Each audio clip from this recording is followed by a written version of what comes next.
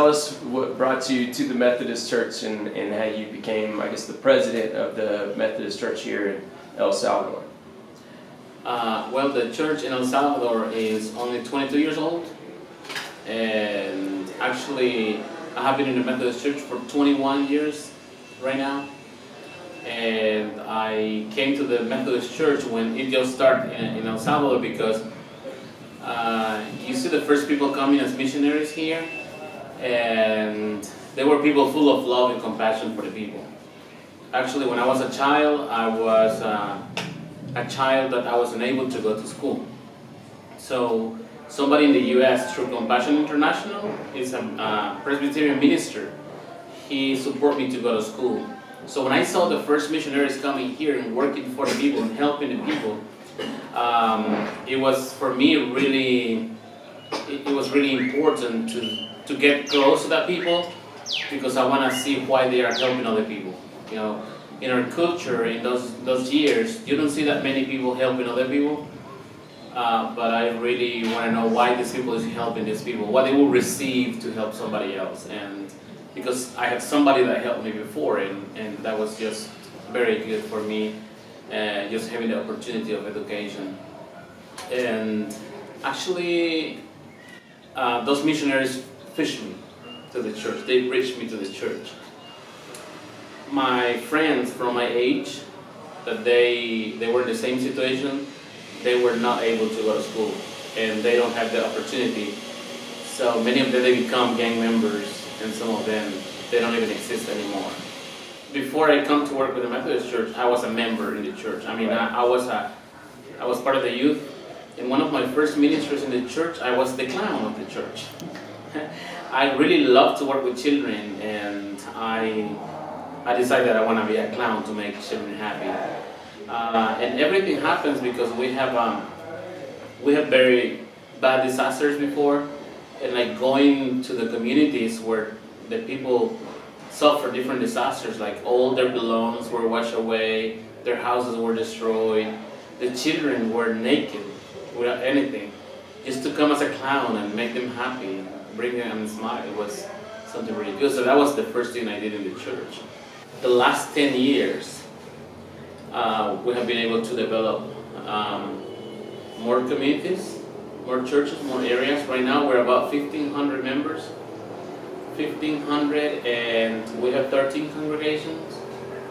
And because the church starts in Ahuachapan, we have 5 churches in this region. Because we have different ministries. We have the Methodist Clinic, and different teams that come to El Salvador to work through the clinic and with the clinic. We have been able to serve in the last 6 years to around 175,000 people. And we have a school, the first Methodist school in Ahuachapan, and we are serving a group of 139 children right now. And we are planning on building the high school and to expand in the ministry and give opportunity of education to other children as well.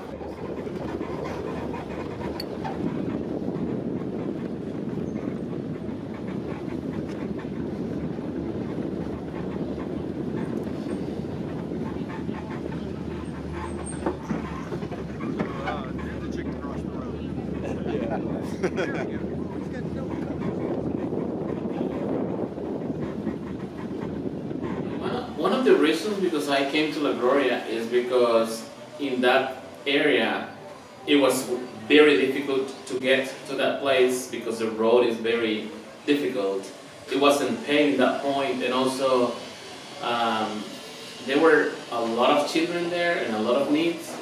It was not any church that want to do something with them because the community was very poor, so they can't offering, they cannot do tithe, they cannot do anything for the church. So it seems like all the churches around, they decide that it wasn't worth to develop a church there. So something that we realize is that the children right there, they don't have any place to go and to learn about Jesus. So when you don't have that opportunity, you will miss a lot in your life. And especially in this country, that children are very vulnerable to become part of different bad activities, we decided that we need to go and work with the children. ¿Cómo me convertí en pastora? Es una historia bastante larga, pero se la voy a resumir.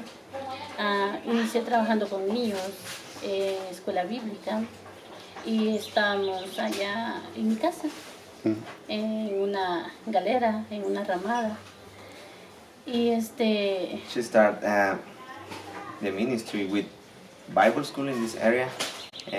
¿Hace cuánto tiempo? Aproximadamente 9 años. 9 years ago. Okay. Y nos unimos a trabajar y el primer día tuvimos una congregación de 38 niños. And they was working together, and the first day they have 38 children. Luego después, cada sábado fuimos creciendo y llegamos a crecer hasta 100 niños.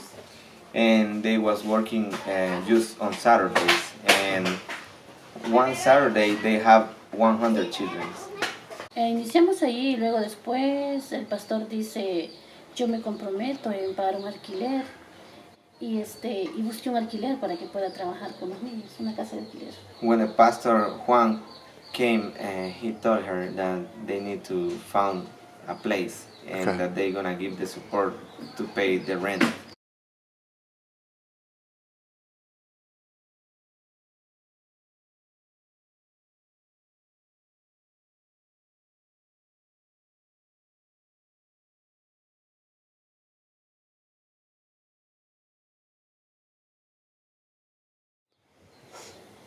Primeramente es gozo, alegría, satisfacción porque Joy, happiness,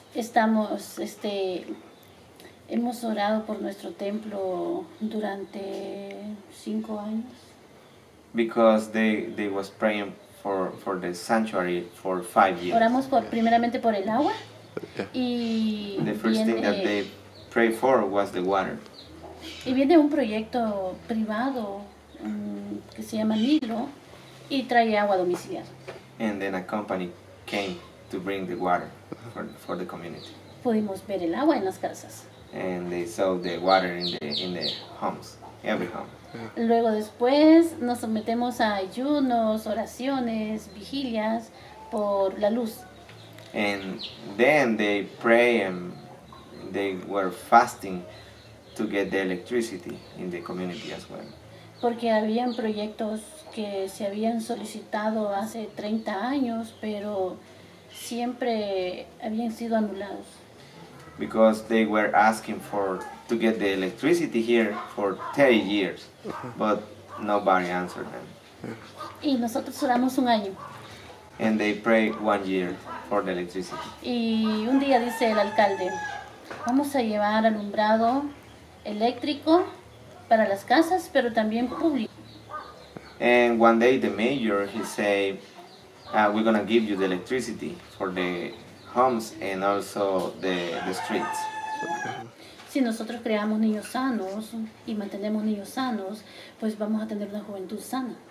And if we raise good children, we're gonna have a good future. Y esa es mi prioridad. And that is her priority. Right. Something that was wonderful to be able to work there is that by the years we have been working with these people in need always. Like, it's not just providing any assistance, but it's about providing Jesus Christ as well. And can you tell us just a little bit about what some of your biggest needs are down here? I mean, as missioners, I mean, what can we do or continue to do? Well, something that is a challenge for us because, you know, we developed this new church there. We have a very good group of people. But one of the reasons because nobody when I go to work with these people is because they can afford to pay for a pastor or to pay the bills or to pay different things. So one of our challenges there is that sometimes it's difficult to pay the pastor. I think one of the biggest needs in these places is Jesus Christ. Somebody has to present Jesus to the people, and that's the work that the pastors do.